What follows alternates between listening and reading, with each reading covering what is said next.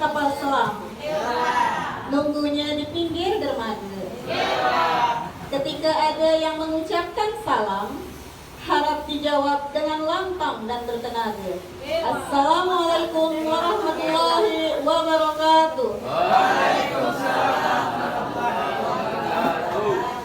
Terima kasih kepada Bapak Ibu pengawas yang sudi untuk melengkapi acara kami hari ini.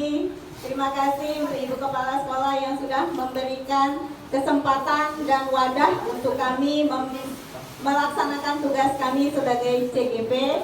Terima kasih kepada Bapak Ibu rekan sejawat yang sudi untuk membantu kami menyelesaikan tugas CGP kami. Sekaligus nanti kita rangkaikan dengan mereview KSP kita untuk KSP tahun ajaran 2024-2025. Namun di sesi pertama kami bertiga mohon izin untuk membuat tugas kami terlebih dahulu Bapak Ibu, dan di kesempatan ini kami juga meminta kata sambutan sedikit dan penguatan dari Bapak dan Ibu pengawas. Baik, susunan acara kita hari ini adalah yang pertama pembukaan yang sedang berlangsung. Acara kedua adalah doa yang akan dibacakan oleh Bapak Agus. Acara ketiga kata sambutan dari Ibu Kepala Sekolah, dilanjutkan dengan sambutan dari Bapak dan Ibu pengawas. Kemudian pemaparan sosialisasi budaya positif, dan diakhiri nanti dengan penutup terlebih dahulu. Sebagai penutup dari akhir tugas kami, baru kita buka kembali untuk mereview dokumen 1 atau KSP 2024-2025. Baik, untuk tidak memperpanjang waktunya, kepada Bapak Agus kami mohon kerelaan hatinya untuk memimpin doa. Kepada Bapak kami persilakan.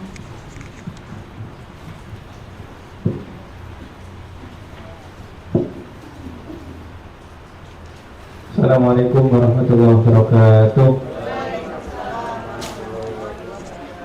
Bapak Ibu Guru, marilah kita berdoa bersama. Bagi yang beragama Islam, izinkan kami memandunya, dan bagi selain Islam dipersilahkan berdoa menurut agama dan keyakinannya. Bismillahirrahmanirrahim. Alhamdulillahirabbil alamin. Wassalatu wassalamu ala asyrafil anbiya'i wal mursalin wa ala alihi wa sahbihi ajmain. Ya Allah, ya Tuhan kami, pada siang hari ini kami berkumpul bersama dalam rangka kegiatan sosialisasi budaya positif.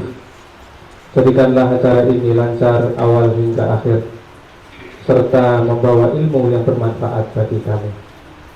Rabbana ishrah lana sudurana wa yassir lana umurana. Ya Allah, bukakanlah hati kami dan mudahkanlah urusan kami. Rabbana atina fid dunya hasanah wa fil akhirati hasanah wa qina adzabannar. Walhamdulillahirabbil alamin. Assalamualaikum warahmatullahi wabarakatuh. Amin amin ya rabbal alamin.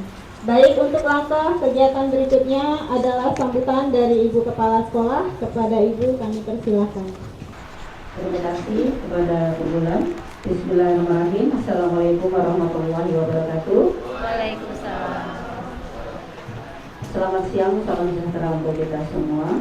Yang saya hormati Bapak Pengawas Kecamatan Sungai Beduk beserta Ibu Pak Anang Munandar dan Ibu Sumarni yang hadir di tengah-tengah kita, di mana hari ini beliau mengadakan monitoring untuk kegiatan PBDB dan juga pelaksanaan ujian semester. Dan kebetulan ada kegiatan ini, maka ini menjadi berkah juga buat kita. Dengan adanya beliau ini, mudah-mudahan nanti Bapak dan Ibu bisa memberikan penguatan kepada rekan-rekan kami, khususnya yang sedang mengikuti program guru penggerak di angkatan 10. Marilah kita sama-sama mengucapkan bersyukur kepada Allah Subhanahu wa taala, yang mana siang hari ini kita diberikan waktu, kesempatan dan kesehatan untuk bersama-sama berkumpul di ruangan ini dalam keadaan sehat walafiat, di mana tadi sudah disampaikan bahwa hari ini kita ada 2 agenda kegiatan, yaitu ada diseminasi dari CGP untuk menyelesaikan tugasnya. Kemudian yang kedua, kita akan mereview untuk KSP kita untuk di tahun pelajaran 2024-2025. Seperti selalu saya sampaikan bahwa Program CGP ini adalah program yang dilaksanakan oleh pemerintah pusat, di mana kita sebagai guru, jika kita ingin untuk menaikkan jenjang karir kita, maka inilah jalan utamanya sekarang ini. Oleh karena itu, selalu saya memberikan motivasi kepada Bapak Ibu agar Bapak Ibu yang belum mengikuti tes CGP nanti di angkatan ke-12 untuk dapat mengikuti tes CGP angkatan ke-12.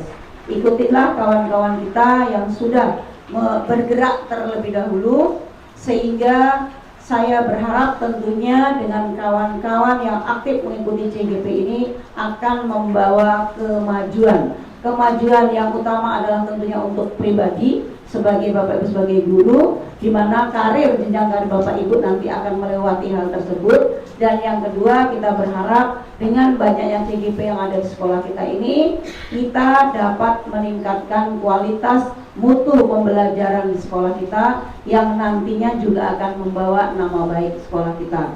Oleh karena itu, saya berharap Bapak Ibu yang ada di sini, kita dukung sepenuhnya apa yang dilakukan oleh kawan-kawan kita, ya, karena tanpa dukungan dari kita semua, maka kawan-kawan ini tidak akan dapat bergerak. Kenapa? CGP yang melaksanakan tugas semuanya akan berimbas kepada sekolah. Oleh karena itu, selalu melibatkan sekolah. Dan kami pun berharap ketika nanti ada kawan-kawan yang lain mengikuti CGP, sama kita berikan dukungan. Ya, seandainya memang program CGP ini berlanjut, saya berharap semua guru-guru SD 06 bisa nantinya menjadi guru-guru penggerak, ya, sehingga semua akan menjadi guru hebat, sekolah kita akan hebat, maka tentunya dunia pendidikan Indonesia akan hebat.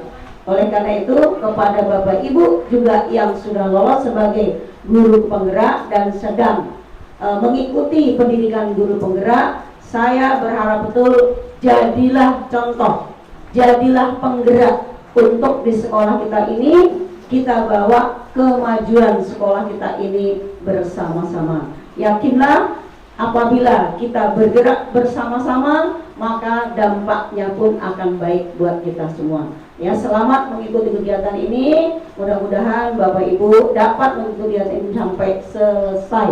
Dan juga kita berharap tentunya tugas yang dilaksanakan oleh CGP ini dapat selesai dengan baik. Itu aja. Terima kasih. Saya akhiri. Wassalamualaikum warahmatullahi wabarakatuh.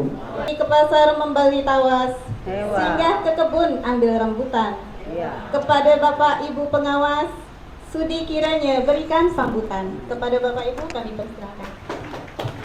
Bismillahirrahmanirrahim. Assalamualaikum warahmatullahi wabarakatuh. Waalaikumsalam warahmatullahi wabarakatuh. Yang terhormat Ibu Kepala Sekolah SD Negeri 06 Selebih Putri, yang kami hormati rekan kerja kami Ibu Sumami, Bapak Ibu guru hebat-hebat semua yang kami banggakan. Alhamdulillahirabbil alamin. Wassalatu wassalamu ala sayyidina Muhammadin wa ala alihi washabihi ajmain, amma ba'du. Bu ulang tadi pantun ya, saya pantun juga. Burung merpati kembang tinggi, hingga di pohon jati. Kami hadir di ruangan ini untuk apa ya? Untuk membuka acara diseminasi. Baik, Bapak Ibu yang hebat-hebat semua, alhamdulillah tadi apa yang sampaikan oleh Ibu Kepala Sekolah yang sangat luar biasa, yang dukungannya begitu full, ya, all out bagi Bapak Ibu semua, ya.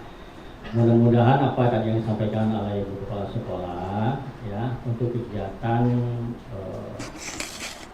calon guru penggerak, kemudian juga ada juga yang sudah selesai menjadi guru penggerak, alhamdulillah sudah ada 6 artinya 3 CGP, 3 GP. Nah, kemudian tidak menutup peluang kemungkinan bagi Bapak Ibu yang belum untuk mengikuti di angkatan-angkatan selanjutnya. Ya.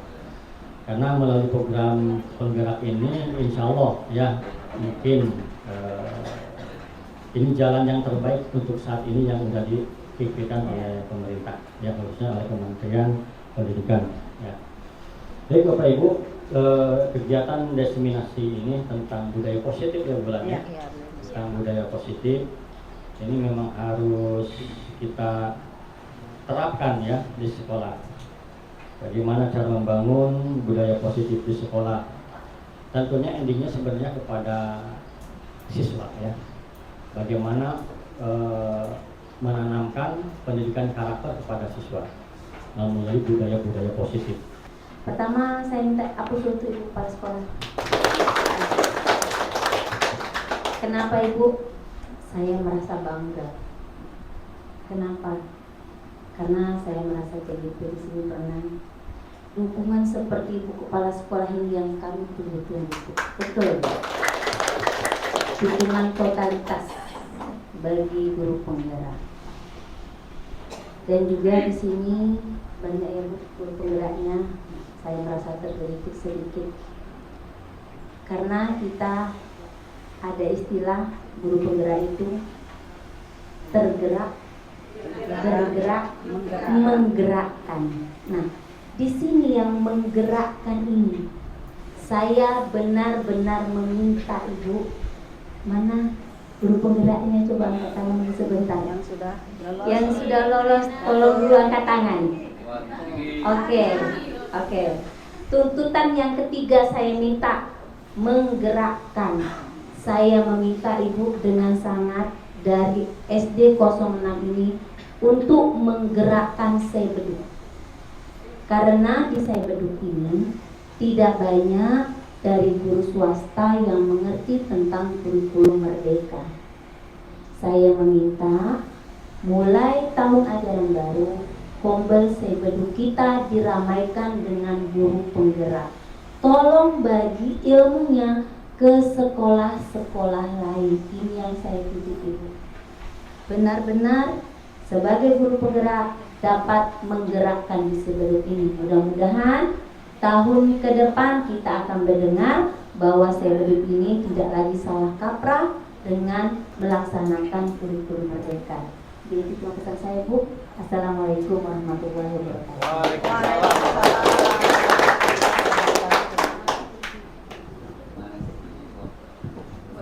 Terima kasih kepada Bapak Nak, Ibu Sumarni. Tolong doakan kami semua supaya kami lancar menyelesaikan pendidikan kami dan bisa melaksanakan tanggung jawab kami dengan baik. Dan juga kepada rekan-rekan sejawat seperti yang disampaikan oleh Bapak Ibu Pengawas dan Ibu Kepala Sekolah kita, mari kita tingkatkan karir kita. Mungkin melalui program CGP inilah disediakan wadah untuk kita mengembangkan kompetensi kita untuk menjadi lebih baik lagi di dunia pendidikan yang sudah kita kerjakan selama beberapa tahun berjalan dan akan terus berjalan beberapa tahun kemudian. Baik, sekali lagi terima kasih Ibu Kepala Sekolah, Bapak dan Ibu Pengawas atas waktunya, atas dukungannya dan doanya. Untuk kegiatan selanjutnya kami lanjutkan dengan pemaparan sosialisasi budaya positif. Baik, terima kasih Bapak Ibu. Kawan-kawan tidak memperpanjang waktu karena kami juga dibatasi oleh durasi.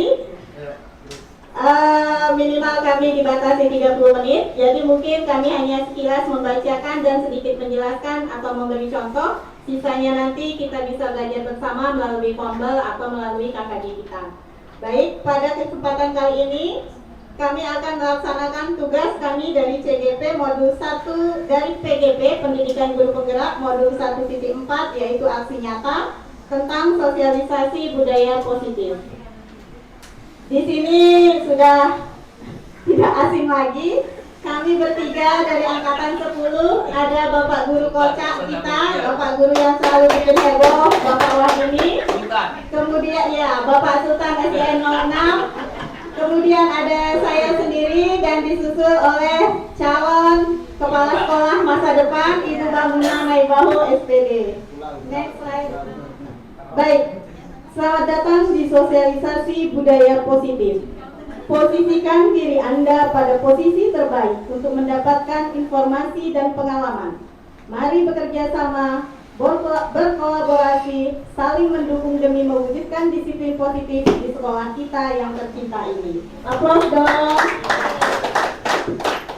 Nah, Kegiatan kami hari ini bertujuan untuk memberikan diseminasi kepada rekan guru SD Negeri 006 C Beduk Kota Batam tentang disiplin positif sebagai tugas aksi nyata untuk modul 1.4 dalam program pendidikan guru penggerak angkatan 10. Waktu pelaksanaan dilaksanakan di ruang kelas SD Negeri 006 C Beduk pada hari Kamis tanggal 13 Juni 2024 pukul 13.00 sampai 14.15.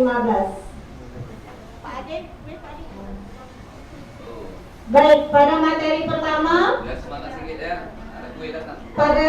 pertama tentang budaya positif. Budaya positif di sekolah ialah nilai-nilai, keyakinan-keyakinan dan kebiasaan-kebiasaan di sekolah yang berpihak pada murid agar murid dapat berkembang menjadi pribadi yang kritis, penuh hormat dan bertanggung jawab.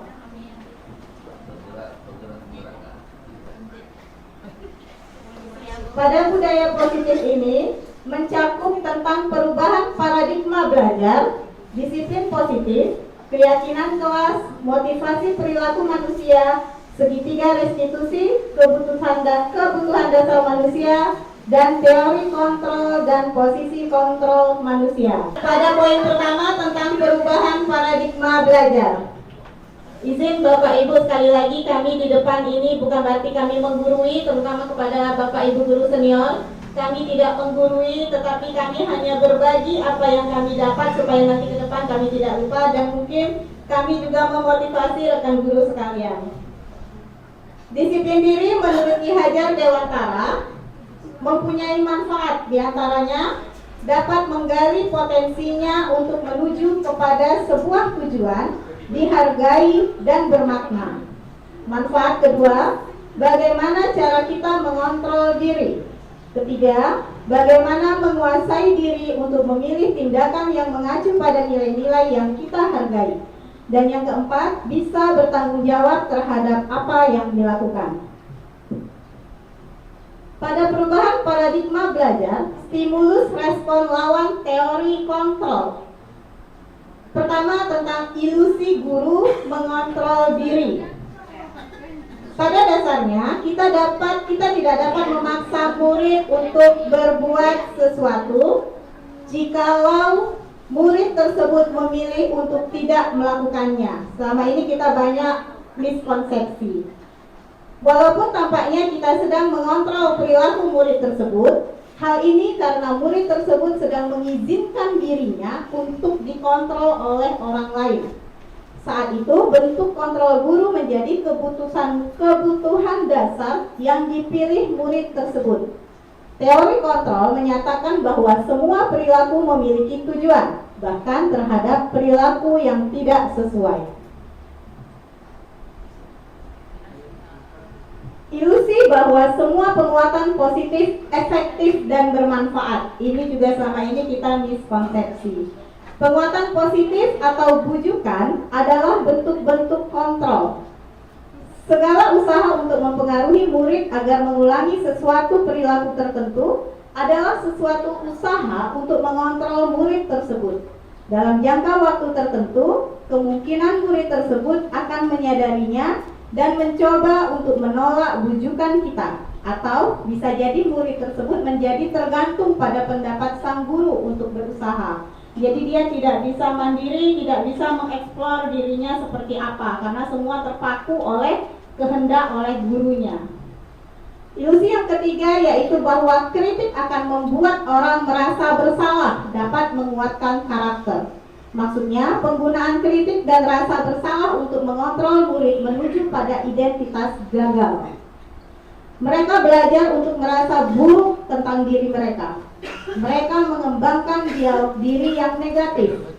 Kadangkala sulit bagi guru untuk mengidentifikasi bahwa mereka melakukan perilaku ini, karena seringkali guru cukup menggunakan suara halus untuk menyampaikan pesan negatif.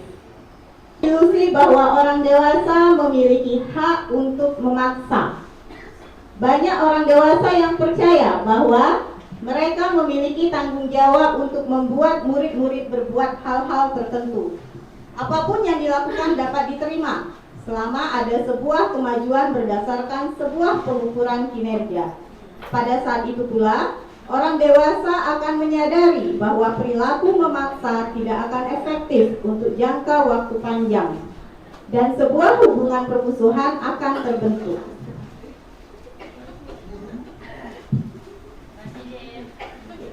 Kita masuk yang materi kedua tentang disiplin positif. Next, Pak. Disiplin positif. Kata disiplin juga sering dihubungkan dengan hukuman. Selama ini kita ingin mendisiplinkan anak, tapi kita menerapkan hukuman. Padahal itu sungguh berbeda. Karena belajar tentang disiplin positif tidak harus dengan memberi hukuman. Justru itu adalah salah satu alternatif terakhir. Dan disiplin ini adalah rasa tanggung jawab serta keyakinan pada diri sendiri. Nah, Bapak Ibu, di sini kami menjelaskan sedikit tentang disiplin positif yang selama ini termasuk saya pribadi miskonsepsi mengenai mulai dari makna dan pelaksanaannya. Disiplin positif itu kita tidak hanya seperti yang di awal tadi posisi kontrol. Kita tidak mengontrol anak itu berdasarkan kehendak kita, tetapi kita bisa melalui pendekatan kepada anak ini, bagaimana dia mengeksplor dirinya, bersikap sesuai dengan apa yang ada pada kebiasaannya yang dia bawa dari rumahnya ke sekolah. Jadi saat kita ingin menerapkan budaya positif di lingkungan sekolah, kita harus mulai dulu dari diri anak itu sendiri. Kita harus menimbulkan dulu motivasi dirinya. Jadi tidak ada kita yang memberikan arahan pertama tadi, anak itu akan tetap melakukan hal yang baik, yang menurut murid ini tadi sudah mempunyai nilai positif dari dalam dirinya. Nah, itu tadi bisa kita bentuk melalui pembiasaan-pembiasaan yang akan nanti kita terapkan pada anak-anak didik kita, yang kemudian sebelumnya kita masukkan dulu ke dalam program pembiasaan di KSP kita, Kurikulum Satuan Pendidikan. Nah, di sini selama ini kalau saya tidak tahu kalau Bapak Ibu mungkin di sini kita bisa sambil sharing. Kalau selama ini kan kita taunya, oh datang tidak boleh terlambat ke sekolah, taunya kita seperti itu. Anak telat baru sampai pagar, kadang langsung kita ngomong dengan nada tinggi, langsung kita, ya sudah besok gak usah seperti itu misalnya. Ternyata itu sudah memberikan kesan bahwa kita ini sebagai guru yang memberikan murid kita ini label sebagai kita ini pemberi salah, gitu loh. Melabeli anak ini bahwa dia selalu berbuat salah, gitu, merasa bersalah. Nah, itu ternyata tidak boleh. Selain anak itu nanti akan terkena mental, anak itu juga akan berubah, tetapi hanya ada kita saja, tidak dari motivasi dirinya. Oke, Bapak Ibu, kemudian untuk menerapkan disiplin positif ini, tadi hukuman itu adalah langkah alternatif terakhir. Sebelum hukuman itu ada nanti sebelumnya mengenai tentang konsekuensi. Jadi ada beda antara hukuman dan konsekuensi itu. Nanti akan dipaparkan oleh Ibu Ana, Pak Wahdi ya. Nah, kita untuk menerapkan disiplin positif ini, Bapak Ibu, sebelumnya kami diberikan wawasan dulu tentang nilai dan peran guru. Nah, nilai dan peran guru ini, jika Bapak Ibu guru berkenan dan ingin sama-sama kita belajar memperbaiki diri, akan kami bagikan nanti setelah kegiatan tentang bagaimana sih sebenarnya nilai kita ini, peran kita ini sebagai guru gitu. Saya juga tidak mau seperti yang dibilang Ibu pengawas tadi, Ibu kepala sekolah, kita maju-maju sendiri, tidak peduli sama kawan lain. Kami tidak mau seperti itu. Jadi kami dan mungkin guru GP yang 3 sebelum kami juga punya tekad yang sama. Ayo kita maju bersama untuk diri kita dan untuk sekolah kita. Nah, untuk penerapan budaya positif ini, selain kita lakukan di dalam kegiatan pembiasaan di sekolah secara umum, kita bisa melakukannya di kelas masing-masing. Nah, di kelas masing-masing ini nanti kita bisa menerapkan di sana awal masuk itu seperti kita sudah melakukannya tapi kita tidak tahu itu masuk di poin mana. Sebenarnya pada saat kita awal masuk megang kelas atau awal tahun ajaran baru, Bapak Ibu ada pernah menyusun tentang kesepakatan kelas? Ada ya? Nah, kira-kira yang Bapak Ibu lakukan untuk menyusun kesepakatan kelas itu apa yang Bapak Ibu lakukan? Barangkali ada yang mau berbagi cerita? Bagaimana langkah menyusun kesepakatan kelas, misalnya, atau nanti larinya bisa ke keyakinan kelas? Bisa berbagi sama kami di sini, nanti bisa kita sama-sama membenahi jika memang ketemu kekeliruan. Ada Pak Yosef? Yang ada kelasnya. Yang ada kelasnya, coba kita mulai yang ada kelas. Sebenarnya nggak mesti kelas sih Ibu. Kita mau belajar ganti mata pelajaran yang kita ampuh pun, misalnya dari pelajaran guru kelas ke agama misalnya. Pada saat pertemuan pembelajaran kita juga bisa mempunyai kesepakatan kelas, gitu. Seperti kita setiap mau rapat pun kita harus ada dulu kesepakatan kita. Barangkali ada yang mau berbagi cerita di sini? Pas. Berarti Bapak Ibu SDN 06 sudah mantap dalam penyusunan kesepakatan kelas. Aplaus dong untuk semua.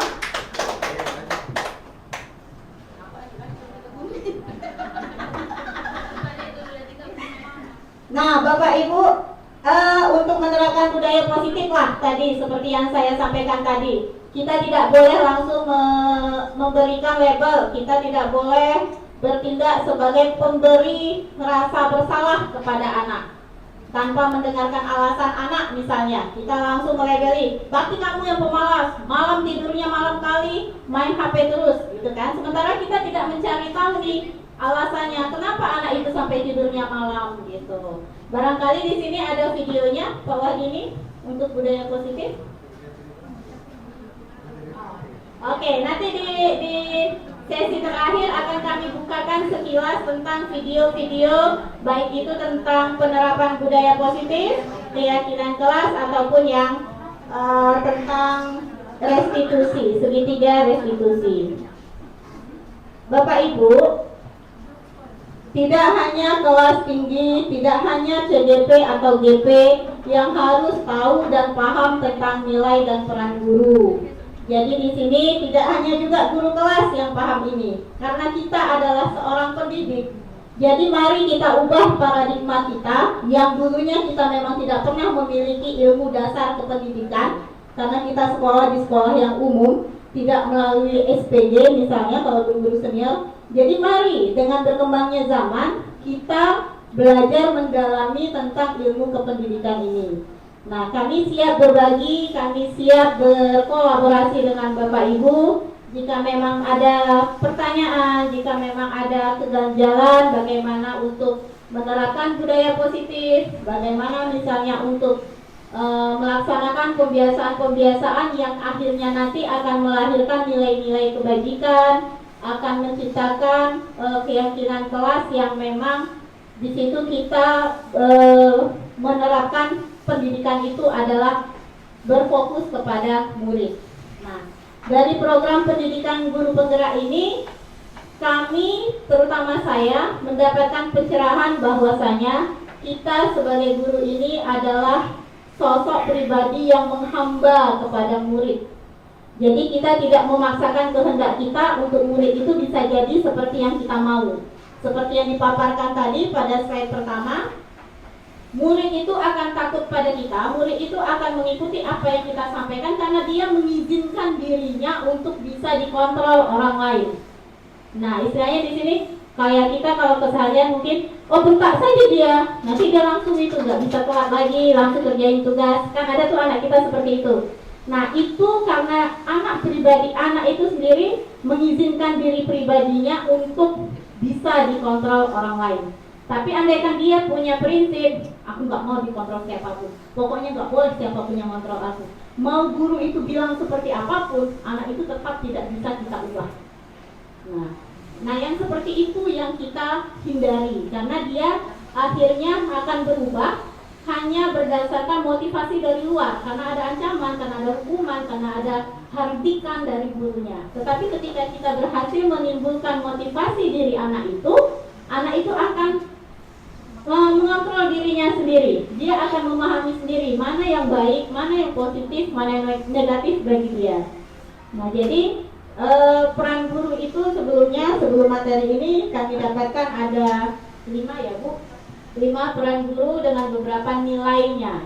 Nah, di sana nanti saya pribadi sudah mengusulkan kepada Ibu Kepala Sekolah, kita pada hari Sabtu itu akan melaksanakan seperti pengembangan diri kita sebagai guru. Itu sudah kami masukkan di dalam program KSP nanti sebagai pengembangan kompetensi guru, kompetensi kita. Bukan berarti kami yang di sini sok pandai, tidak.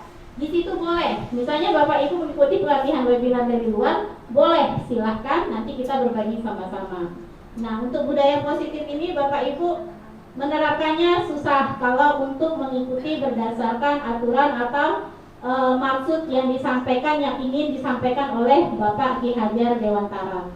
Tetapi pelan-pelan kita akan mulai belajar kembali, kita akan mulai mendalami tentang ilmu kependidikan yang dikehendaki oleh Bapak Ki Hajar Dewantara.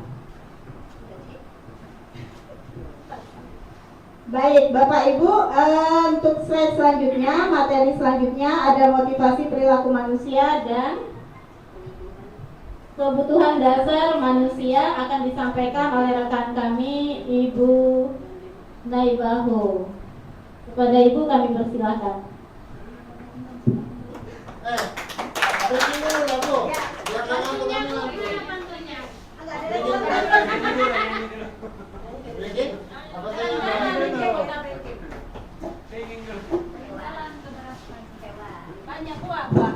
Oke Bapak Ibu, kita masih ada yang makan ya?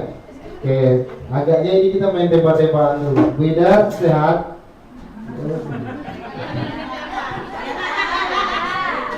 Oke, Pak Hendy harus semangat ya. Kalau saya bilang door, pakai pistol ya. Pakai pistol nih door sekali aja karena iya.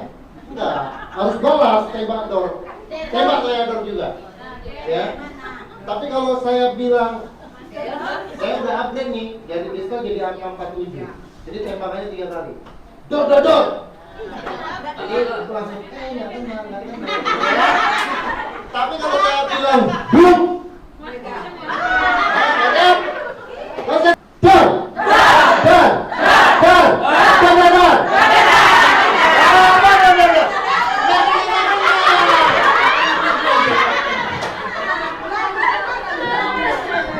Oke ya. Ada lagi. Dor. Dor. Dor. Dor. Dor. Bum. Oke, ini lagi boleh benar semua. Silakan dibuat.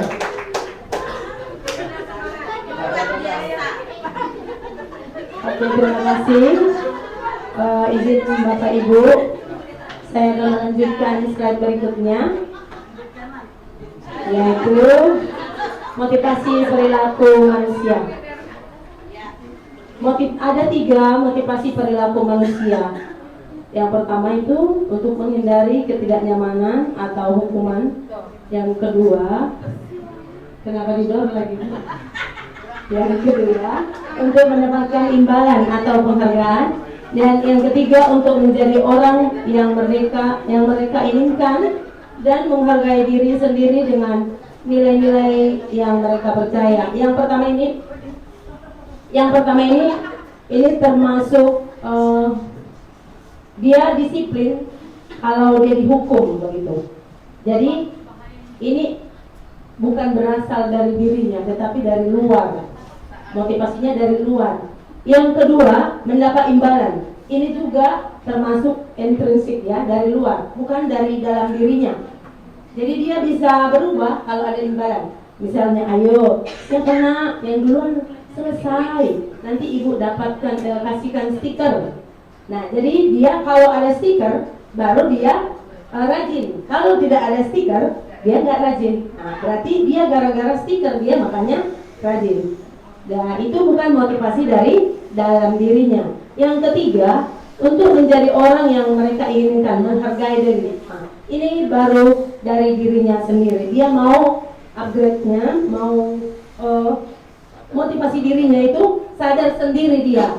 Oh, saya ini mempunyai nilai, jadi harus motivasi saya harus semangat begitu. Lanjut. Ya. Nah, ini yang pertama untuk menghindari ketidaknyamanan yang pertama tadi, tingkat terendah dan motivasi perilaku manusia. Biasanya orang yang memotivasi perilakunya untuk menghindari hukuman atau ketidaknyamanan akan bertanya apa yang akan terjadi apabila saya tidak lakukan. Sebenarnya mereka sedang menghindari permasalahan yang mungkin muncul dan berpengaruh pada mereka secara fisik, psikologis maupun tidak terpenuhinya kebutuhan mereka bila mereka tidak melakukan tindakan tersebut. Nah, jadi dia gara-gara hukuman, jangan gara-gara dihukum, nanti aku dihukum, aku kerjakanlah. Dia itulah yang nomor satu. Lanjut. Untuk mendapatkan imbalan atau penghargaan, satu tingkat di atas motivasi yang pertama. Di sini orang berperilaku untuk mendapatkan imbalan atau penghargaan dari orang lain. Orang dengan motivasi ini akan bertanya apa yang akan saya dapatkan apabila saya melakukannya. Nah, ini tadi yang saya bilang, dia akan dapat stiker kalau dia melakukannya, gitu ya. Sebutkan tindakan untuk mendapatkan pujian dari orang lain yang menurut mereka penting dan mereka letakkan dalam dunia berkualitas mereka. Mereka juga melakukan sesuatu untuk mendapatkan hadiah, pengakuan, dan imbalan. Next. 3. Menjadi orang yang mereka inginkan dan menghargai diri sendiri dengan nilai-nilai yang mereka percaya. Orang dengan motivasi ini akan bertanya, akan menjadi orang yang seperti apa bila saya melakukannya. Mereka melakukannya sesuai karena nilai-nilai yang mereka yakini dan hargai.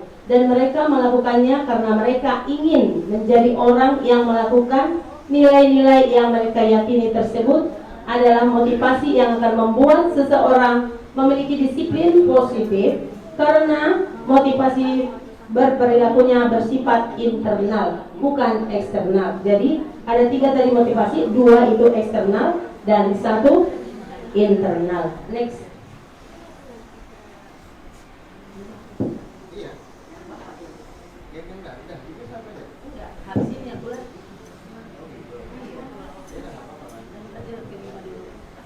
Next.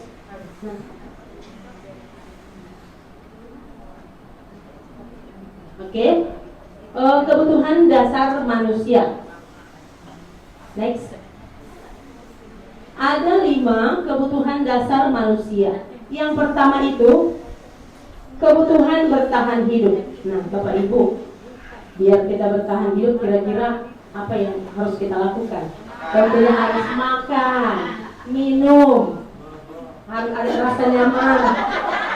Nah, itu kebutuhan dasar ya. Itu kebutuhan dasar manusia yang pertama. Yang kedua, cinta dan kasih sayang untuk kebutuhan diterima. Nah, ini juga termasuk kebutuhan manusia. Yang ketiga, kesenangan. Kita juga perlu senang-senang ya Bapak Ibu.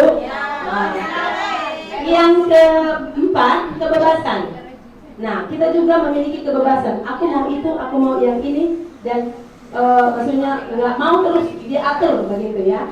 Ya, kita juga mempunyai kebebasan. Kalau nggak mau diatur berarti dia itu kebebasannya negatif.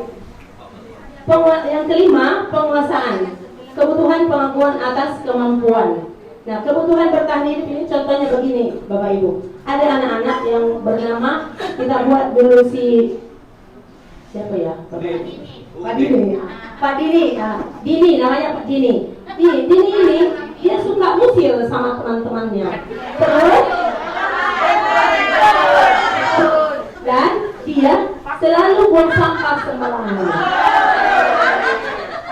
Nah, menurut Bapak Ibu, kebutuhan dasar yang mana yang tidak terpenuhi oleh Dini ini? Sayang, satu. Kenapa? Apa? Ya, kasih sayang. Terus kesenangan dia ada nggak di sana Bapak Ibu? Ada. Di mana? Letaknya di mana? Letaknya ketika dia membuat temannya menangis, dia senang. Dia senang dia. Terus kebebasan. Kebebasan ini letaknya di mana kira-kira Bapak Ibu? Iya, buang sampah sembarangan. Dia tidak mau aturan.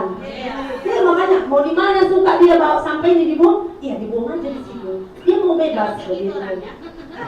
Kalau anak-anak kita juga seperti itu ya Bapak Ibu. Nah, yang berikutnya penguasaan. Aku kan keren, aku kan hebat, aku lah yang disuruh. Gitu. Seperti itu. Kira-kira Bapak Ibu seperti inilah yang dibutuhkan anak-anak kita itu. Ada beberapa kebutuhan dasar yang belum terpenuhi. Begitu. Next. Nah, ada 5 posisi kontrol. Jangan salah sebut ya Bapak Ibu. Yang pertama, posisi penghukum. Yang kedua, posisi pembuat merasa bersalah. Dan yang ketiga, posisi teman. 4, posisi pemantau. 5, posisi manajer. Next. Posisi penghukum. Seorang penghukum bisa menggunakan hukuman fisik maupun verbal. Orang-orang yang menjalankan posisi penghukum senantiasa mengatakan bahwa sekolah memerlukan sistem atau alat yang dapat lebih menekan murid-murid. Lebih dalam lagi, guru-guru yang menerapkan posisi penghukum akan berkata, patuhi aturan saya atau awas kamu ya. Selalu saja salah, selalu pasti, selalu yang terakhir selesai. Kamu selalu terakhir selesai ya. Kalau kamu selesai terakhir, ibu suruh kamu keliling lapangan. Ini posisi penghukum. Ini posisinya penghukum. Misalnya dia terlambat, datang. Sini kamu terlambat, sekarang keliling lapangan 5 kali putaran. Itu dia posisinya penghukum. Kira-kira Bapak Ibu, adakah di antara kita di posisi ini? Ada ya, pasti. Ini anak-anak itu selalu dihardik, dikerasin begitu. Penghukum bisa aja juga dia dengan hukuman fisik gitu. Itu kalau dia posisi penghukum. Next. Posisi membuat orang merasa bersalah. Pada posisi ini biasanya guru-guru akan bersuara lebih lembut. Membuat orang merasa bersalah akan menggunakan keheningan yang membuat orang lain merasa tidak nyaman, bersalah atau rendah diri. Kata-kata yang keluar dengan lembut akan seperti, ibu sangat kecewa sekali dengan kamu. Berapa kali bapak harus memberitahu kamu nak? Bagaimana coba kalau orang tua kamu tahu kamu mau berbuat begini? Nah, misalnya ada anak-anak kita yang membuat suatu kesalahan. Jadi kita bilang sama mereka, ibu loh sangat kecewa. Kenapa kamu berbuat seperti ini? Ibu sangat kecewa sekali. Terus kalau orang tuamu tahu kamu berbuat seperti ini, bagaimana kira-kira perasaan orang tuamu?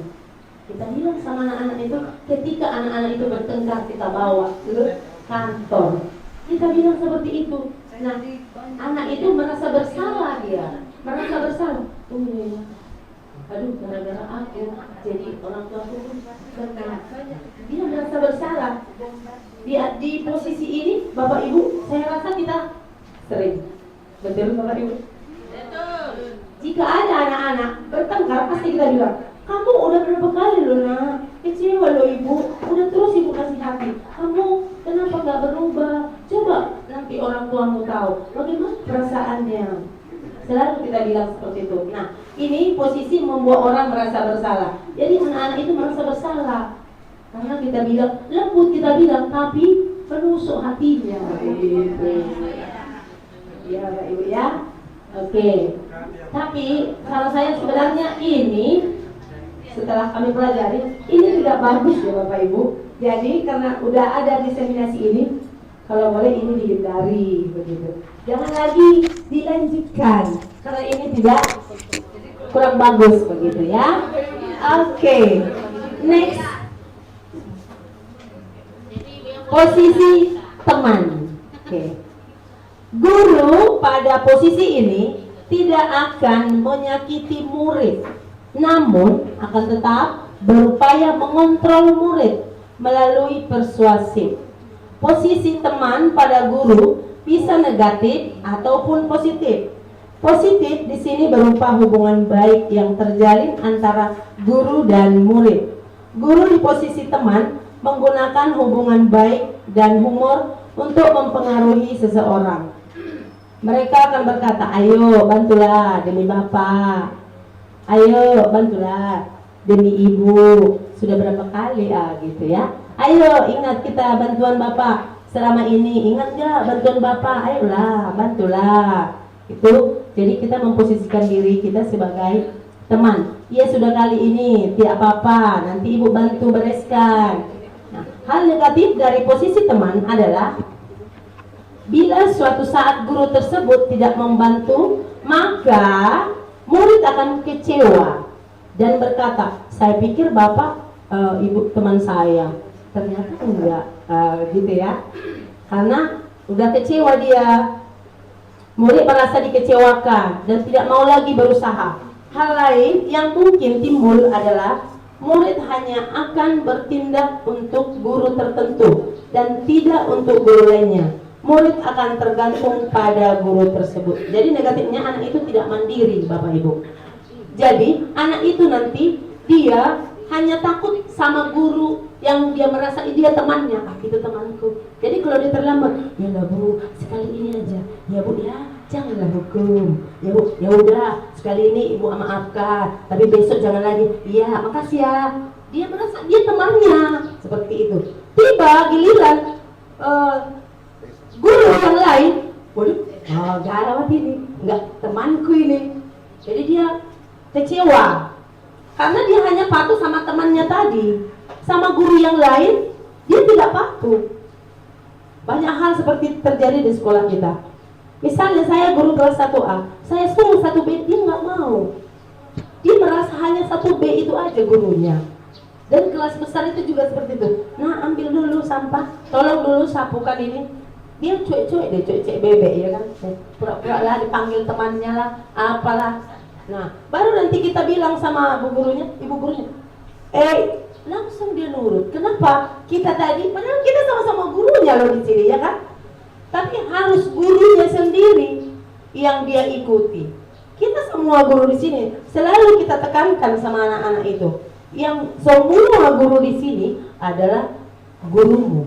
Jadi jangan hanya takut sama wali kelasnya. Sudah seperti itu kita bilang, tetapi anak-anak ini tidak mengerti juga. Nah, ini posisi teman. Ada hal positifnya dan ada hal negatifnya. Hal negatifnya, anak itu tidak bisa mandiri, dia bergantung kepada yang dia anggap sebagai temannya. Oke, next. Posisi monitor, pemantau. Nah, ini hanya memantau aja dia. Ada yang, oi, kamu salah, sini. Seperti itu, dia memantau dari jauh juga, tapi dilihat posisi kesalahannya, seperti itu ya. Memonitor berarti mengawasi.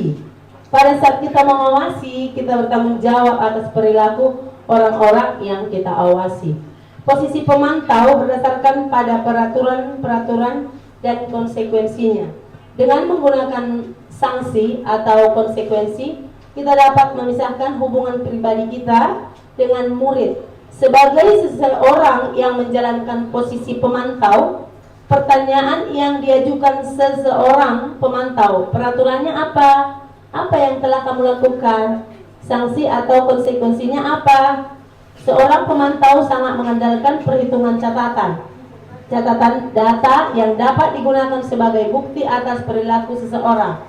Posisi ini akan menggunakan stiker, slip, catatan, daftar, cek monitor sendiri berawal dari teori stimulus respon yang menunjukkan tanggung jawab guru dalam mengontrol murid. Contohnya begini Bapak Ibu, jika ada anak-anak yang terlambat, lalu kita panggil, "Nak, kamu terlambat ya?" "Iya Bu." "Jam berapa sekarang?" Nah, kita selalu berpacukan kepada peraturan. "Jam berapa sekarang Nak?" "Jam 7:10 Bu." "Kita masuk jam berapa?" "Jam 7 Bu." Konsekuensinya apa? Kalau terlambat apa? Nah, itu kita pantau dia melalui peraturan yang sudah ada berlaku di sekolah itu. Seperti itu posisi monitor atau pemantau. Ada di antara kita Bapak Ibu? Ada enggak? Kenapa jadi senyap? Tepuk semangat. Loh, nggak semangat ini. Tepuk semangat. Semangat.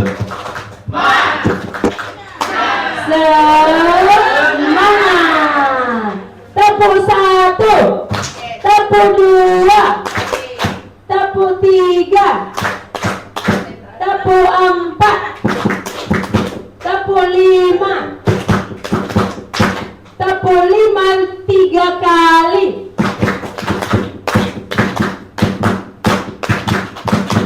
Oke, tepuk tangan untuk kita semua. Udah semangat Bapak Ibu? Oke, udah mulai habis suaranya. Yang kelima, next Pak Din. Posisi manajer. Ini Bapak Ibu manajer nggak di sini ya? Manajer, ya betul. Adalah posisi mentor di mana guru berbuat sesuatu bersama dengan murid, mempersilahkan murid mempertanggungjawabkan perilakunya, mendukung murid agar dapat menemukan solusi atas permasalahannya sendiri. Seorang manajer telah memiliki keterampilan di posisi teman maupun pemantau, dan dengan demikian bisa jadi di waktu-waktu tertentu kembali kepada kedua posisi tersebut bila diperlukan. Posisi manajer ini Bapak Ibu sebenarnya ini yang paling baik. Jadi Bapak Ibu kita dituntut kalau jadi guru jadilah mengambil posisi manajer. Jika ada anak salah, nanti Pak Dini akan menerangkan ini dalam segitiga restitusi. Jika ada anak salah, kita tanya dulu permasalahannya apa, lalu peraturan atau keyakinan apa yang dia langgar. Pastinya di dalam setiap kelas ini sudah ada peraturan atau keyakinan kelas yang sudah kita sepakati bersama murid. Itu mengacu dari peraturan sekolah. Begitu. Nah, setelah kita tahu permasalahannya apa, lalu kita tanya balik anak itu baik atau tidak. Nah, pasti anak itu jawab, pasti tahu dia baik atau tidak yang dia lakukan, bermanfaat nggak atau tidak, pasti dia jawab juga. Nah, solusinya apa? Kita tanya juga sama dia. Biarkanlah dia atau biarkan anak itu yang membuat solusinya supaya bisa dilakukannya, karena solusinya berasal dari dirinya sendiri. Kalau dari kita berarti itu motivasi dari apa tadi Bapak Ibu? Dari luar, eksternal, bukan dari dirinya. Jadi harus dari dirinya. Apa yang harus saya perbuat ya? Kalau saya berbuat salahnya seperti ini, mulai kapan saya? Peraturan yang keyakinan kelas yang mana ya yang saya langgar? Makanya kita di setiap kelas itu kita harus membuat kesepakatan kelas atau keyakinan kelas. Kita tetap mengacu pada peraturan sekolah yang ada, begitu. Tidak lari dari situ. Itulah kalau posisi manajer. Kita bukan memarahi anak itu Bapak Ibu, tetapi kita mencari solusi permasalahannya itu. Kita bareng-bareng, kita ajari, kita gali anak itu bagaimana untuk mengatasi masalah yang sedang dia hadapi. Oke,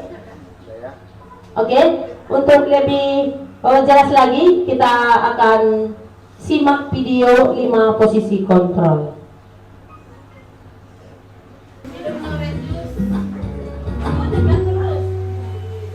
Salam bahagia Oke, mari kita simak Bapak videonya. Ibu hebat.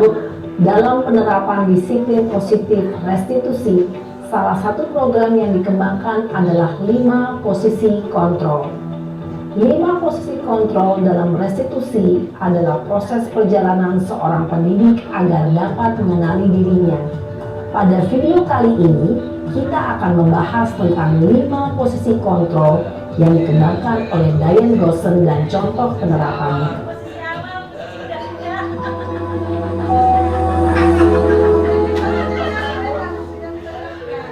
Lima posisi kontrol itu adalah 1. Posisi penghukum. 2. Posisi pembuat merasa bersalah.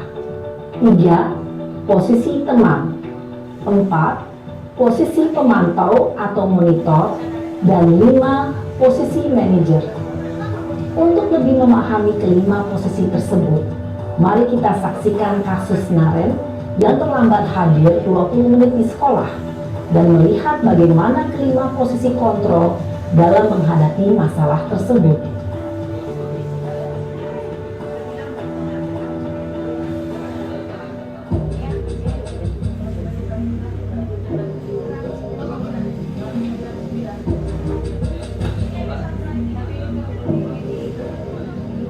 Naren! Sini kamu! Selamat pagi, Bu. Selalu terlambat. Kamu deh, pasti terlambat. Maaf, Bu. Saya Apa? Apa coba? Alasan kamu apa lagi? Kapan sih kamu tidak terlambat? Malas sekali ya kamu jadi anak. saya Dasar pemalas. Gak kapok-kapok sih kamu. Sudah berapa kali terlambat? Sana, kamu keliling lapangan basket 2 kali. Kenapa saya harus keliling lapangan basket, Bu? Kenapa? Kamu melawan ibu. Berani-beraninya jawab. Sudah terlambat, masih berani jawab pula. Sekarang, keliling lapangan basket 5 kali sekalian. Biar kapok. Cepat. Pergi sana ke lapangan basket. Ada yang Bapak Ibu di antara kita? Posisi terpukul biasanya berbicara dengan nada tinggi, menghardik, menunjuk-nunjuk, menyakiti, dan menyindir. Hukuman bisa berupa fisik maupun psikis. Ibu dan Bapak guru hebat. Dampak yang terjadi pada murid ketika guru berada pada posisi penghukum adalah murid cenderung akan memberontak, bahkan menyimpan dendam.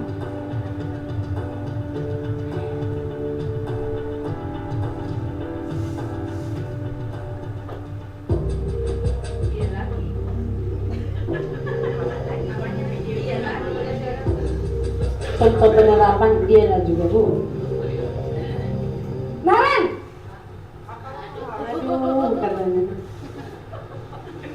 Selamat pagi, Bu. Naren. Kamu kenapa terlambat lagi, nak? Ya Tuhan, Naren. Rasanya lembut, Bapak Ibu. Kamu senang ya bikin ibu susah ya? Kalau kamu terlambat lagi, nanti ibu yang ditegur bapak kepala sekolah, nak. Disangka ibu tidak bisa membina kamu. Duh, gimana ini? Maaf, Bu. Duh, Gusti Naren. Waktu ada di posisi ini juga ya, Ibu. Kalau ibu ditegur bapak kepala sekolah. Terus, sekarang ibu harus tulis apa ini di buku absen? Ini kamu sudah sering terlambat loh. Ibu harus apa coba? Maaf, Bu. Maaf sekali. Ya sudah, lain kali jangan bikin ibu susah lagi ya, nak ya. Ibu tidak akan kuat lagi kalau kamu begini terus. Bisa jantungan kalau ibu ditegur bapak kepala sekolah. Sana cepat kelas. Maaf ya, Bu. Maaf sekali. Lembut tapi menusuk hati anak itu. Posisi pembuat rasa bersalah berbicara dengan nada tenang, cenderung lembut. Namun kata-kata yang diutarakan membuat murid merasa menjadi orang yang gagal, memandang buruk dirinya sendiri, merasa tidak berharga, dan tidak sanggup membahagiakan orang lain.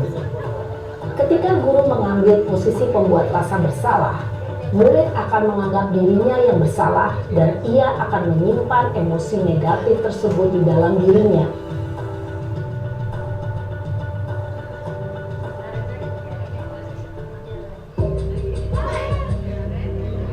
Kasihan kali kamu, Naren.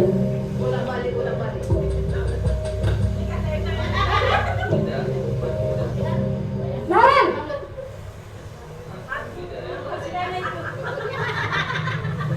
Selamat pagi, Bu. Wah, sudah jam berapa? Karena nggak ada teman. Selamat lagi ya sayang. Iya, Bu. Habis ibu saya lupa bangunkan saya, Bu. Kamu malah menyalahkan ibu kamu. Kamu bukannya anak yang larinya paling kencang. Kok terlambat sih? Iya, Bu. Saya memang terlambat bangun tadi. Jadi, biarpun saya lari kencang, tetap gak kekejar, Bu. Ya sudah sana, Nanti lain kali larinya lebih kenceng lagi ya, biar gak terlambat lagi. Bikin seneng ibu, demi ibu. Bisa kan? Bisa lah, Bu. Ya sudah, sana masuk kelas. Ibu beresin urusan absen kamu. Kamu ini ada-ada saja. Sebagai teman, dalam posisi teman, guru berbicara dengan nada suara ramah, akrab, cenderung bersenda gurau untuk menjaga suasana tetap santai. Murid akan merasa senang, aman, dan akrab dengan guru. Identitas yang tercipta adalah identitas sukses atau berhasil. Namun, perlu diingat, karena ini masih dorongan eksternal, maka ada faktor ketergantungan dari murid kepada orang tertentu. Di sini, guru absennya, sehingga di lain waktu, murid bisa berperilaku baik, namun hanya kepada orang-orang tertentu saja.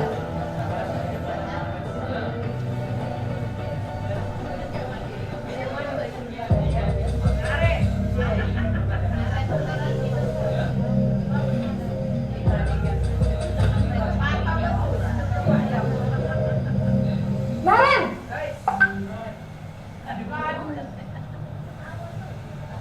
Selamat pagi, Bu.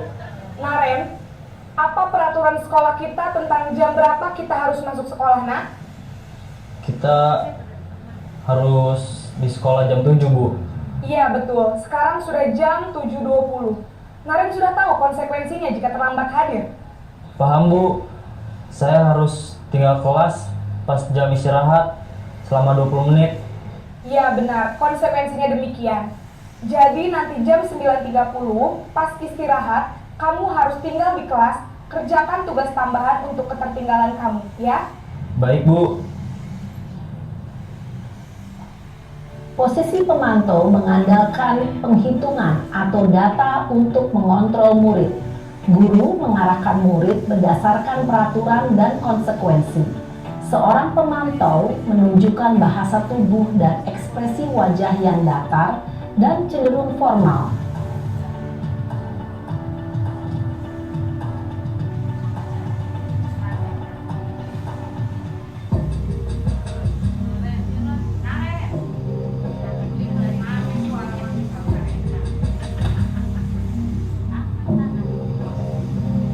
Naren!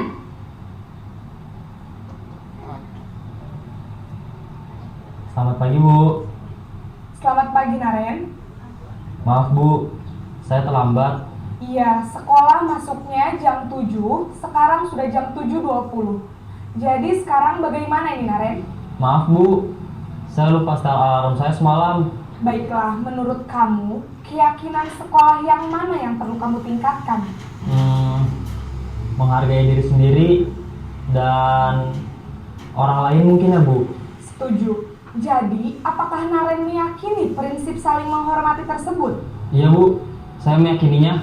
Apakah Naren bersedia memperbaiki masalah keterlambatan ini? Bersedia, Bu. Bagaimana kamu akan perbaiki masalah keterlambatan ini? Saya akan coba untuk tidak lupa menyetel alarm saya, Bu. Baik, kalau Naren lupa menyetel alarm di rumah, ada orang yang kira-kira bisa bantu mengingatkan tidak? Ada, Bu. Kakak saya, Kak Emma. Ada lagi selain Kak Emma? Selain Kak Emma, ada ibu saya. Baik, jadi yang mengingatkan Naren adalah Kak Emma dan ibu kamu ya? Kira-kira akan mulai start alarm kapan nih, Naren? Setelah pulang sekolah, akan segera saya lakukan. Baik, jadi Naren akan setel alarm untuk bangun besok pagi dan akan diingatkan oleh kakak dan ibunda Naren ya. Ada lagi yang mungkin perlu dilakukan, Naren? Agar tidak terlambat bangun lagi. Tidak ada, Bu. Baik, Naren. Terima kasih untuk kerjasama kamu. Sekarang kamu perlu kembali ke kelas untuk belajar.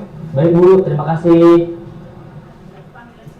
Posisi manajer adalah posisi kontrol yang disarankan untuk membimbing murid memiliki sikap disiplin yang positif, yaitu murid yang mandiri, bertanggung jawab, dan dapat memecahkan masalah. Tujuan dari posisi ini adalah agar murid dapat berefleksi atas tindakannya. Guru akan dengan tulus memberikan pertanyaan-pertanyaan bermakna, sehingga membuat murid dapat belajar dari kesalahannya dan mencari sebuah solusi untuk menyelesaikannya. Ibu dan Bapak guru hebat, setelah mengamati adegan kelima posisi kontrol tadi, kira-kira posisi mana yang paling ideal? Posisi mana yang dapat menunjang motivasi intrinsik murid? Ya, tentu posisi manajer. Posisi ini memang posisi ideal yang ingin dituju setiap pendidik. Pada posisi inilah, guru dapat menerapkan disiplin positif yang berpihak pada murid, yang memerdekakan murid. Perjalanan seorang pendidik tentunya tidak mudah untuk sampai pada posisi seorang manajer. Namun, tujuan kita pasti, yaitu menciptakan murid-murid yang mandiri, merdeka, dan bertanggung jawab. Semoga penggambaran 5 posisi kontrol yang telah diperlihatkan ini dapat menjadi ajang refleksi bagi kita semua, agar dapat terus mengasah dan menerapkan disiplin positif yang memerdekakan murid. Mari terus berlatih dan bersemangat. Selamat menerapkan. Salam dan bahagia Ibu dan Bapak guru hebat. Oke Bapak Ibu, kita sudah menyimak videonya 5 posisi kontrol guru. Kira-kira bisa nggak Bapak Ibu kita terapkan di sekolah? Posisi yang mana yang mau diterapkan ini dulu? Berarti posisi manajer di sini adalah posisi yang paling ideal untuk seorang pendidik. Kita harus mencari solusi untuk sebuah permasalahan yang dihadapi anak. Biar solusinya itu berasal dari diri anak itu sendiri dan dia pun bisa melakukannya karena berasal dari dirinya. Termasuklah itu motivasi intrinsik. Oke Bapak Ibu, untuk selanjutnya pemaparan selanjutnya saya akan serahkan kepada Pak Wahdini. Terima kasih. Baik, terima kasih. Sebelumnya mungkin Bapak Ibu mohon maaf ya, lama ya, tinggal 15 menit kok. Tinggal 15 menit lagi, yaitu mengenai keyakinan kelas dan segitiga restitusi. Baik, sebelumnya biar semangat, kita simpel aja ya, simpel ice breakingnya. Yang pertama tangan kiri, tangan kanan, tepuk depan, kemudian ya, biasa, cuma simpel aja, konsentrasi. Oke, coba konsentrasi. Oke ya, tapi ini kayaknya simpel tapi pasti banyak yang salah. Konsentrasi dimulai, konsentrasi, gitu aja terus. Oke, coba konsentrasi dimulai, bukan konsentrasi dimulai. Oke, dah, 1, 2, 3. Konsentrasi dimulai, konsentrasi dimulai, konsentrasi dimulai, konsentrasi dimulai.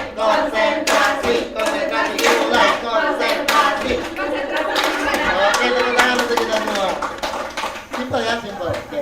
Jadi terima kasih, mungkin tangannya agak panas-panas, tapi kita semangat, udah nggak ngantuk lagi. Bu Yusli maaf ya, lagi sayur-sayurnya tadi, sayur-sayurku mendengar, jadi saya dilayangkan. Baik, untuk materi berikutnya agak lomba-lomba sedikit. Kita yang keempat yaitu keyakinan kelas. Apa sih keyakinan kelas itu? Keyakinan kelas itu ada keyakinan kelas, ada hukuman dan penghargaan. Mengapa keyakinan kelas dan mengapa tidak peraturan kelas? Kira-kira antara keyakinan dan peraturan itu apa bedanya, Bu? Iya. Nah, kalau keyakinan itu? Keyakinan kita untuk melaksanakan. Oke, kita lanjutkan slide berikutnya. Nah, pertanyaan berikut adalah mengapa kita memiliki peraturan tentang penggunaan helm pada saat mengendarai kendaraan roda 2 atau motor? Kenapa kita harus menggunakan helm? Nah, saya tutupin dulu. Kira-kira apa jawabannya? Hah? Ayo. Iya, takut. Ada yang jawab takut polisi. Terus keselamatan. Kita saksikan. Nah, kemungkinan jawaban Anda adalah keselamatan. Pasti keselamatan itu. Karena senternya yang mana nih? Nah ini ya, keselamatan. Pertanyaan berikut adalah mengapa kita memiliki peraturan tentang penggunaan masker dan mencuci tangan setiap saat? Kira-kira untuk apa? Kesehatan. Kita menggunakan masker pada saat apa, Bu? Kemarin? Covid. Nah, hari ini ada kawan kita yang pakai masker. Terima kasih. Bu Idar mungkin agak pilek, Bu ya. Nah, kita lanjutkan. Jadi nilai-nilai keselamatan atau kesehatan inilah yang kita sebut sebagai suatu keyakinan, yaitu nilai-nilai kebajikan atau prinsip-prinsip universal yang disepakati bersama secara universal, lepas dari latar belakang suku, negara, bahasa maupun agama. Ini menurut dosen 1998. Suatu keyakinan akan lebih memotivasi seseorang dari dalam atau motivasi secara intrinsik. Seseorang akan lebih tergerak dan bersemangat untuk menjalankan keyakinannya daripada hanya sekedar mengikuti serangkaian peraturan. Jadi manusia ini kadang-kadang contoh tadi helm atau lewat U-turn itu karena ada peraturan itu, kita biasanya melanggarnya bukan karena keselamatan, iya, karena takut ada Pak Polisi. Oke. Murid-murid pun demikian, mereka perlu mendengarkan dan mendalami tentang suatu keyakinan daripada hanya mendengarkan peraturan-peraturan yang mengatur mereka harus berlaku begini atau begitu. Nah, selanjutnya, sebagai pendidik, tujuan kita adalah menciptakan anak-anak yang memiliki disiplin diri sehingga mereka bisa berperilaku dengan mengacu pada nilai-nilai kebajikan universal dan memiliki motivasi intrinsik. Seperti yang tujuan profil pelajar Pancasila, yaitu pelajar Pancasila beriman dan bertakwa pada Tuhan Yang Esa dan berakhlak mulia, berkebinekaan global, gotong royong mandiri, kreatif dan bernalar kritis. Nah, inilah tujuan kita. Jadi muaranya nanti ke sini semua, yaitu profil pelajar Pancasila. Nah, keyakinan kelas. Apa sih keyakinan kelas? Bersifat lebih abstrak atau samar-samar daripada peraturan yang lebih rinci dan konkret, berupa pernyataan universal. Pernyataan keyakinan kelas senantiasa dibuat dalam bentuk positif, hendaknya tidak terlalu banyak sehingga mudah diingat dan dipahami oleh semua warga kelas, sebaiknya sesuai yang dapat diterapkan di lingkungan tersebut. Semua warga kelas hendaknya ikut berkontribusi dalam pembuatan keyakinan kelas lewat kegiatan curah pendapat, bersedia meninjau kembali keyakinan kelas dari waktu ke waktu. Jadi mungkin nanti kita bisa buat di awal pembelajaran, awal tahun pelajaran, kita buat misalnya seperti yang apa itu kertas apa namanya, stick note itu. Mungkin kita membuat keyakinan kelas antara guru dan murid. Jadi apa keyakinan kelas yang akan kita bentuk supaya kedepannya kita memiliki suasana belajar yang nyaman, yang tenang dan tertib tanpa harus terikat begini begitu tentang peraturan tersebut. Jadi mereka sendiri yang akan memilih keyakinan kelasnya. Nah, ini kesepakatan kelas. Kesepakatan kelas ini action yang pertama, setiap anggota kelas perlu belajar, setiap anggota kelas perlu senang, setiap anggota kelas perlu, ini kelihatan nggak ini Bapak Ibu? Kelihatan ya? Setiap anggota kelas perlu saling menghargai. Setiap anggota kelas perlu merasa aman. Nah, action kedua, selalu bersikap positif, senantiasa menjadi diri terbaik, percaya dan menghormati orang lain serta barang miliknya, berkomitmen terhadap setiap tugas, senantiasa membantu. Nah, di sini yang ketiga, action ketiga yaitu hormat, bekerja dan diterima dan dimiliki. Nah, yang hormat, kami meyakini bahwa sangat penting untuk menghormati semua orang dan barang milik orang lain. Bekerja, kami meyakini bahwa sangat penting untuk mengerjakan segala pekerjaan atau mengikuti kegiatan yang telah ditugaskan. Diterima dan dimiliki, kami meyakini bahwa sangat penting untuk merasa diterima pada suatu kelompok dan saling peduli satu dengan yang lainnya. Berikutnya aja. Nggak mau dia. Nah. Oke, mau? Hah?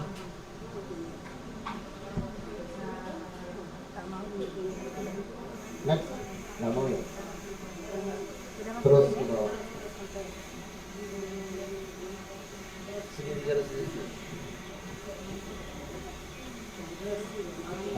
kita masuk ke segitiga restitusi. Apa sih segitiga restitusi? Ini yang barusan kami buat pada saat modul 1.3 yang pada saat rapat saya tidak ikut. Nah, itu aksi nyatanya saya membuat sebuah video bagaimana membuat segitiga restitusi ini. Kemudian kasus yang saya ambil itu kemarin kasus yang terkini, yaitu tentang murid saya yang tidak mau tampil di acara P5 karena di kelas 3 dia udah pernah kena ejek sama temannya ketika dia tampil. Jadi akhirnya tidak percaya diri. Jadi tugas guru adalah membangkitkan lagi percaya dirinya sampai dia naik ke atas panggung tersebut. Dan kasus kedua yaitu murid saya yang bernama Fajar, dia tidur di dalam kelas.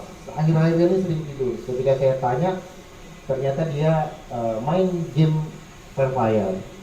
Dan saya katakan saya juga suka game tersebut.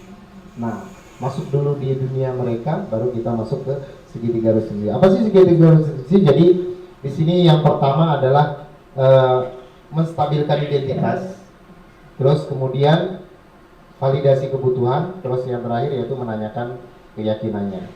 Nah, jadi contoh misalnya kamu tentu punya alasan mengapa melakukan hal tersebut. Alasannya, jadi kita sebutkan dulu alasannya ketika dia berbuat sesuatu yang menurut kita melanggar peraturan sekolah. Kemudian adakah cara lain yang lebih untuk mendapatkan apa yang kamu butuhkan? Nah, kemudian yang pertama yang di bawah ini. Setiap orang pasti pernah melakukan kesalahan. Kamu bukan satu-satunya yang pernah melakukan hal ini. Ya, jadi orang yang melakukan salah itu biasa karena setiap orang pernah melakukan kesalahan. Kemudian yang berikutnya adalah adakah cara yang lebih efektif untuk mendapatkan apa yang kamu butuhkan? Terus kamu tentu punya alasan mengapa melakukan hal itu. Kemudian yang terakhir menanyakan keyakinannya. Nilai-nilai apa yang telah kamu sepakati? Kamu ingin menjadi apa? Orang seperti apa? Nah, langkah segitiga restitusi yaitu yang pertama menstabilkan identitas, kemudian validasi tindakan, terus menanyakan keyakinan. Langkah segitiga restitusi berdasarkan teori kontrol menstabilkan. Jadi hubungannya yang tadi 5 posisi kontrol tadi. Jadi kita mau di pertama itu penghukum, kedua apa Bu? Apa tadi yang kedua? Merasa bersalah. Yang ketiga pemantau, teman. Baru yang keempat pemantau. Yang terakhir adalah manajer. Untuk mencapai level manajer itu saya rasa memang sulit, tapi pelan-pelan kita buat. Minimal kita di pemantau. Di pemantau itu saya sering melakukan ya di pemantau itu. Tapi kalau ya teman pemantau. Mudah-mudahan di situ. Nah, tapi untuk tidak menutup kemungkinan kedepannya kita sampai ke level yang manajer itu. Jadi ingat-ingat Bapak Ibu yang pertama tadi penghukum, merasa salah, kemudian teman, pemantau dan saya rasa dengan diputarkan video tadi adalah yang menyangkut sedikit di Kemudian langkah-langkah segitiga restitusi berdasarkan teori kontrol tadi yaitu menstabilkan identitas. Jadi kita menstabilkan gundah gulana atau galaunya siswa tersebut. Apapun itu, misalnya terlambat. Nah, kita tanya, kenapa kamu terlambat? Nah, ada apa? Kenapa? Jadi gitu. Jadi nggak langsung, Oke, menstabilkan identitas, kita semua akan melakukan hal terbaik yang bisa dilakukan. Kemudian validasi tindakan, semua perilaku memiliki alasan. Jadi sebutkan alasannya, kemudian meyakinkan. Kita semua memiliki motivasi internal. Jadi ketika sudah kita usulkan kepada siswa tersebut, kepada murid tersebut untuk apa yang harus dilakukan untuk misalnya tidak terlambat lagi seperti video tadi.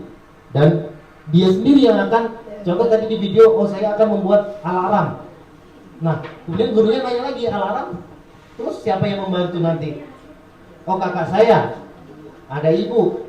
Nah, jadi di situ. Terus, kemudian terakhir, ini video yang terakhir, kita setelah ini selesai, yaitu video segitiga restitusi. Mohon bisa diputarkan. Nah, jadi yang terakhir sebelum nonton video Bapak Ibu, terima kasih. Salam Bapak Ibu guru. Jadi videonya yang segitiga restitusi kita tonton sebentar dulu, hanya sekitar 10 menit. Silakan diputar.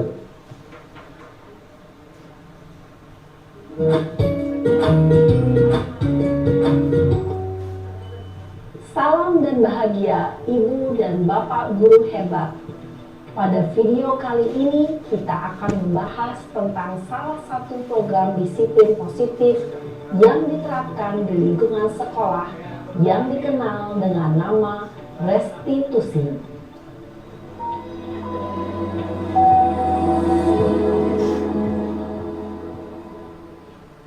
Restitusi dikembangkan oleh pakar pendidikan Diane Gosling, berlandaskan pada teori kontrol Dr. William Glasser.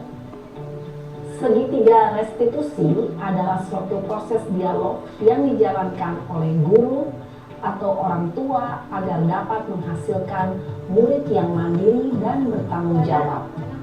Pada saat guru di posisi manajer, aspek yang dikembangkan pada murid adalah motivasi intensif, sehingga penanaman nilai-nilai kebajikan dapat tumbuh dan berkembang menjadi suatu kebiasaan positif yang akhirnya membentuk karakter murid.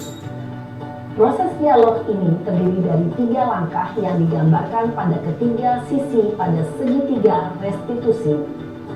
Sisi pertama adalah menstabilkan identitas. Sisi yang kedua adalah validasi tindakan yang salah. Dan sisi yang ketiga adalah menanyakan keyakinan. Ibu dan Bapak guru, berikut ini akan ditunjukkan bagaimana seorang guru. Kenapa hari ini ada di sini? Kesel Pak, kesel banget. Masa aku dikatain tukang fitnah Pak? Ya aku marah lah. Aku baru dikatain Eka di depan kelas. Kesel banget. Oh begitu. Ya pasti kamu marah dan kesal. Bapak juga akan marah apabila ada yang menuduh Bapak seperti itu. Kemudian pada saat itu kamu mau melakukan apa? Ya saya langsung ngatain Eka lah Pak. Kesel banget. Saya bentak-bentak dia depan teman-teman lain. Oh begitu. Pasti kamu melakukan seperti itu karena suatu alasan tertentu kan? Iyalah, masa saya diam saja Pak? Ya saya bela diri lah. Masa saya dituduh tukang fitnah? Ya wajar lah. Mempertahankan harga diri itu sesuatu yang penting buat kamu. Untung kamu tidak bertindak lebih gegabah lagi, hanya membentak-bentak. Iya Pak. Untung saya masih bersabar dan hanya membentak saja. Sudah gemes padahal. Saya pasti bela diri lah. Ya pasti ya. Tapi kamu memilih untuk tetap bertahan dan bersabar. Kamu memilih untuk tidak berbuat lebih parah lagi bukan? Iya. Nah, sekarang coba kita lihat lagi tindakan kamu yang bentak-bentak Eka di kelas. Tindakan kamu itu kira-kira sesuai dengan keyakinan kelas atau prinsip kamu tidak? Enggak lah Pak. Capek Pak jadi pemarah. Jadi keyakinan atau prinsip mana yang kurang sesuai dengan keinginan kamu? Ya, saya sebenarnya sangat menghargai orang lain. Mungkin saat itu saya menjadi emosi, jadi tidak menunjukkan sikap itu. Kamu meyakini tidak? Menghargai orang lain itu penting buat kamu. Yakinlah Pak. Iya, setuju. Kita harus saling menghargai. Namun, ada juga keyakinan yang kita sepakati yang perlu kita jalankan apabila kita sedang marah, bukan? Ya, saya bisa lebih proaktif, mulai dengan diri sendiri. Saya bisa jadi lebih bersabar, mengambil waktu juga untuk berpikir mau apa selanjutnya.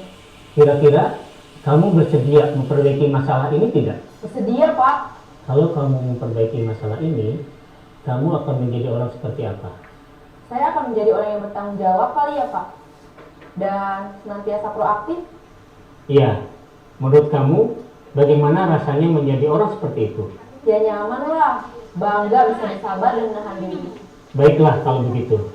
Yuk kita pikirkan bagaimana memperbaiki masalah ini.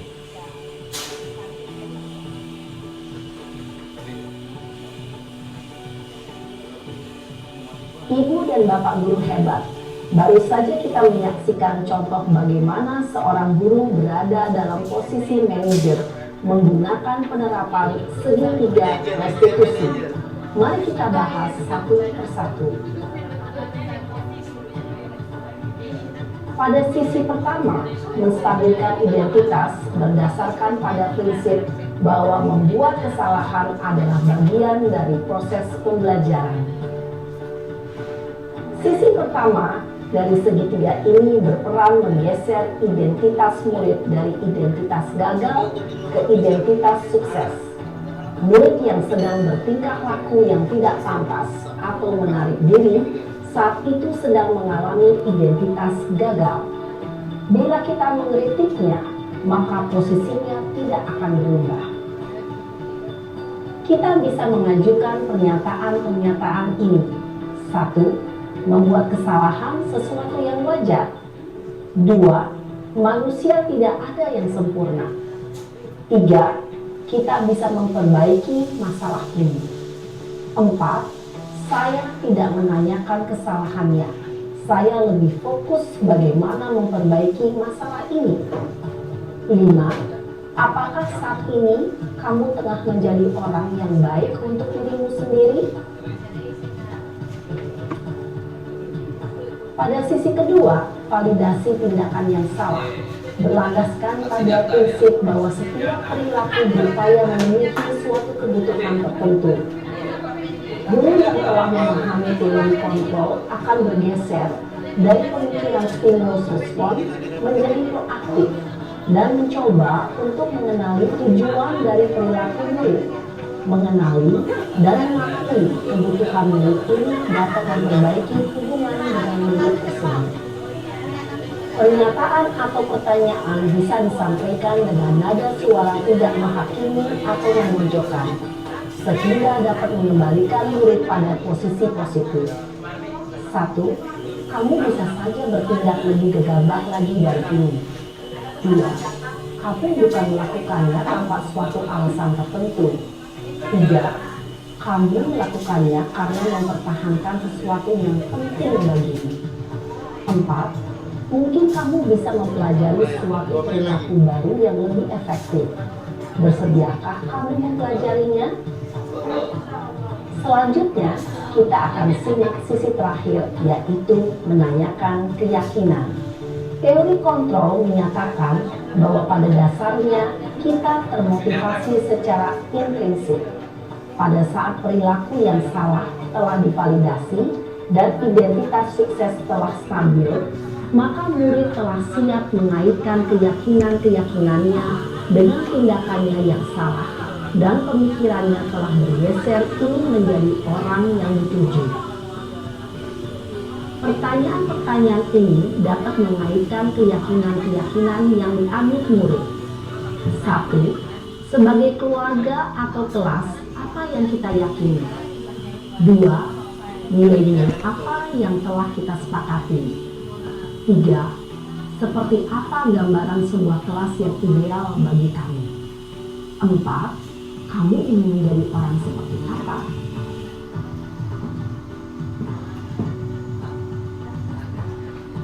Dalam menerapkan segitiga restitusi, perlu diperhatikan beberapa hal, yaitu 1. Perilaku yang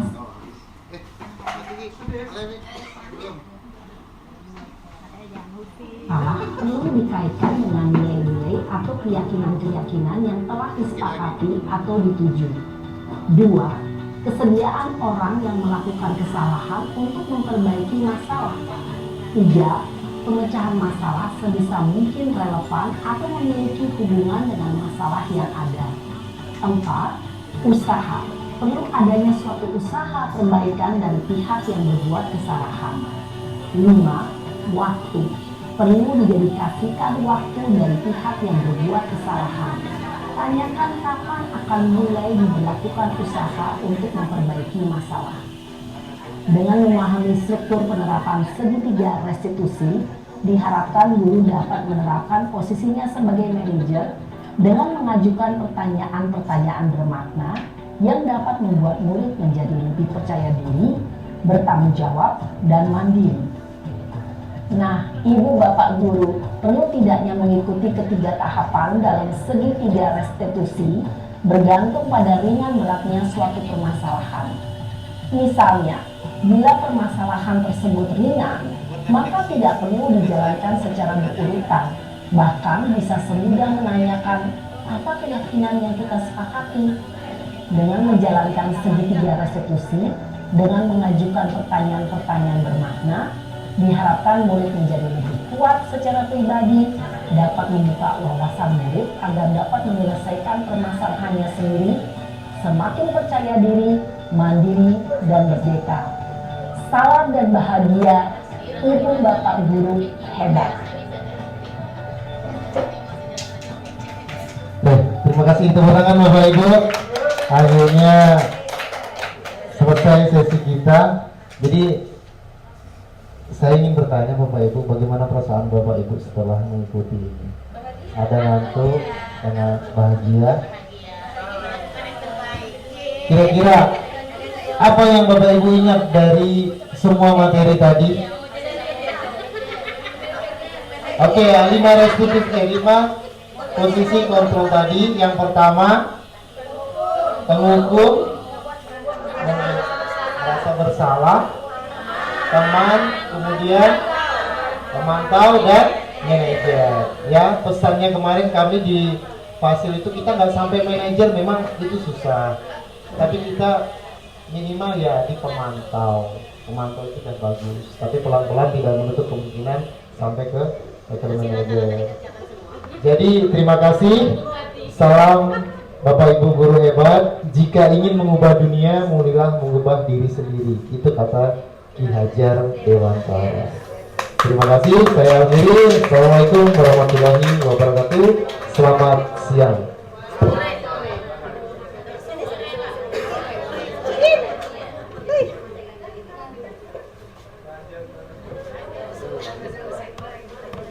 Mana materinya?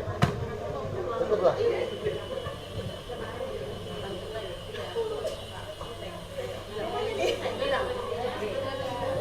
Baik, buah nanas, buah ceri. Hewa Bapak Ibu. Ulang.